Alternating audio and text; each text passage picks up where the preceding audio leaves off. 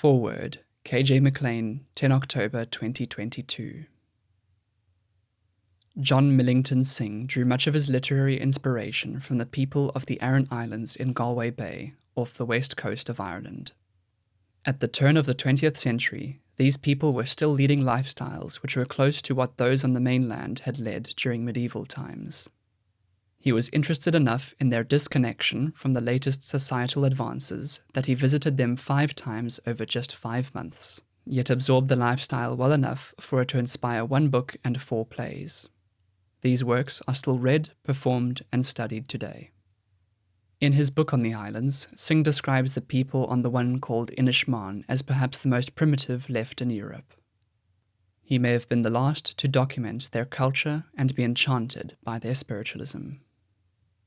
The stories, myths, and values which shaped their minds were shared with him in a mixture of the English and Gaelic languages, delivered in the melodic speech for which medieval Ireland was famous. Synge had an uncomfortable transition from his boots to the cowhide slippers which were ubiquitously clad on the islanders' feet. It may have been a kind of penance, which ultimately led him to enjoy the agility afforded by such minimalist footwear and a musculoskeletal system that is adapted to it.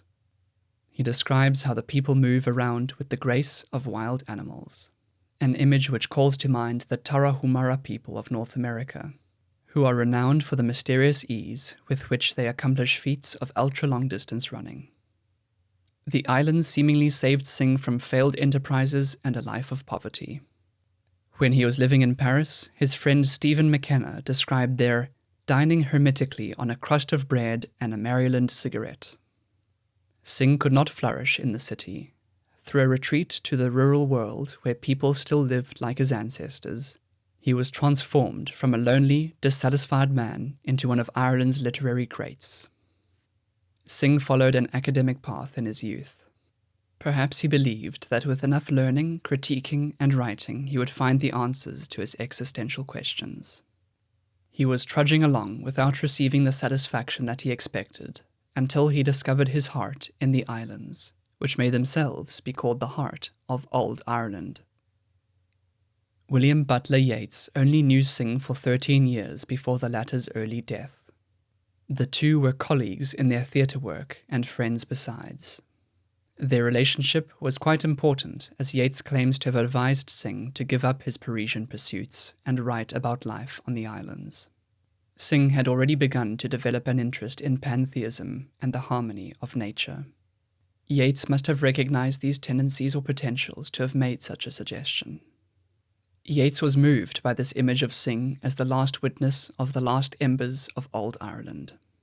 Indeed, even after Synge's death, Yeats continued to describe Synge as a kind of legend.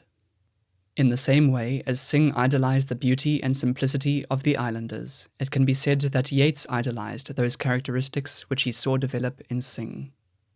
This book is a declaration of what Yeats believed Synge represented, and is also a dreamy yearning for the Ireland which is now past.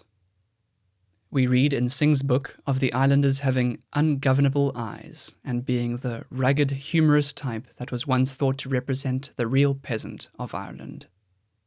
These are the properties of the time to which Yeats refers in the title of this book. It was first published in 1911.